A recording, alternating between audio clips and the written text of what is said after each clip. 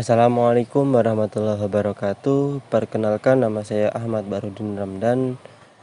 Nomor induk mahasiswa 401 180 134 dari kelas Ekonomi Syariah H.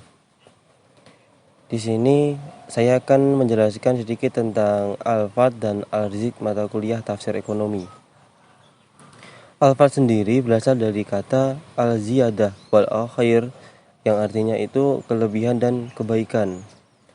Serta dalam bahasa Indonesia, Al-Fat diterjemahkan menjadi kemuliaan, kebaikan, kemurahan, keutamaan, dan keunggulan. Dalam Al-Quran ada dua bentuk Al-Fat yang muncul. Pertama, muncul dalam bentuk perbandingan antar suatu dengan suatu yang lain. Yang kedua, tanpa perbandingan. Al-Fat dalam Al-Quran tidak hanya menyangkut hal-hal yang bersifat akhirat, tetapi juga berhubungan dengan hal-hal yang bersifat dunia.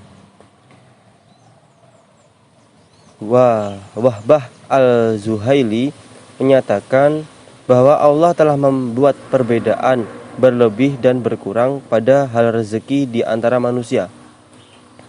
Antara mereka yang ghani, kaya, fakir, dan memiliki dan mamluk.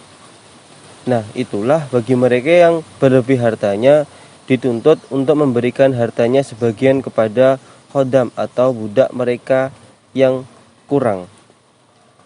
Kata faddolala oleh mufasir dimaknai dengan kelebihan yang diberikan Allah berupa potensi taniyah seperti kekurangan akal, kuat al-takbul, ambisius, kekuatan dan kemampuan melakukan pekerjaan yang berat dan penuh resiko.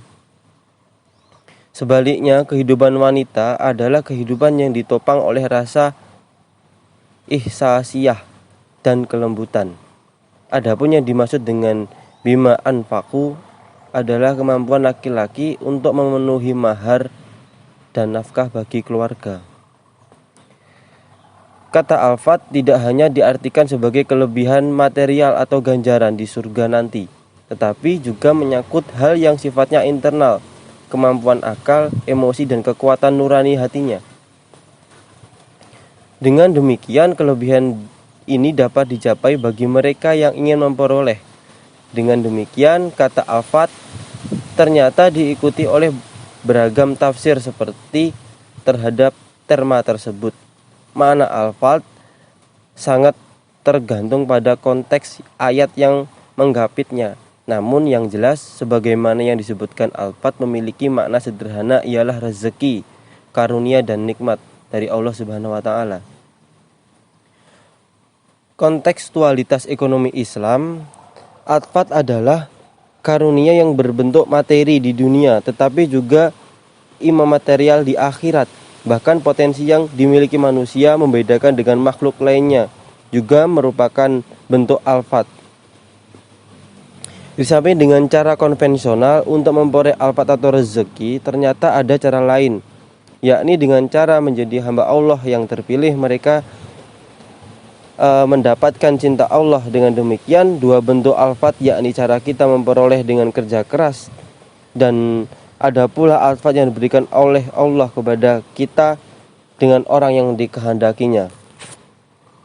Yang kedua adalah Al-Rizqi. Untuk pendapat para ulama itu berpendapat ini menurut Fakhruddin Al-Razi, bahwa rezeki adalah bagian ia yang membantah pendapat rezeki, makanan dan sesuatu yang bisa digunakan karena Allah menyuruh kita menafkahkan rezeki. Sedangkan arti kata al-rizqi dari segi bahasa adalah pemberian, baik ditentukan maupun tidak, baik yang mengikuti makanan maupun yang berhubungan dengan kekuasaan dan ilmu pengetahuan. Jadi rezeki itu tidak hanya tentang makanan, akan tetapi ilmu pengetahuan, kesehatan itu termasuk dari rezeki dari Allah. Menurut Ibnu Faris, berarti pemberian untuk waktu tertentu pada perkembangan berikutnya bermakna pangan, pemenuhan kebutuhan, gaji, hujan dan lain-lain. Semua yang diberikan Allah seperti rezeki kita dapat makan, kita dapat bernafas, kita dapat melihat hujan turun, ada panas dan sebagainya, itu adalah rezeki dari Allah. Menganalisis ayat-ayat rezeki dalam Al-Quran, bahwa rezeki sangat erat kaitannya dengan iman dan amal soleh. Seolah-olah rezeki hanya diberikan bagi mereka yang beriman dan beramal soleh, karena merekalah yang menyadari hakikat rezeki diberikan kepada Allah.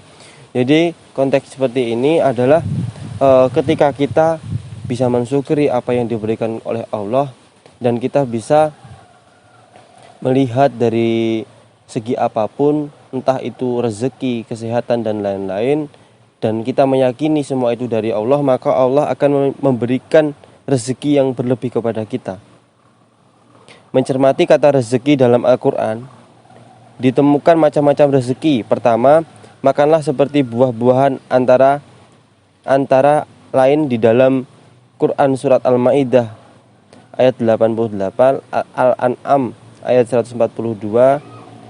Dan yang kedua adalah air yang menghidupkan hewan dan tumbuhan dalam Quran surat Yunus ayat 31, Quran surat An-Naml ayat 64. Dan yang terakhir ketiga itu bintang ternak binatang ternak antara lain pada Quran surat Al-Hajj ayat 28 dan 34.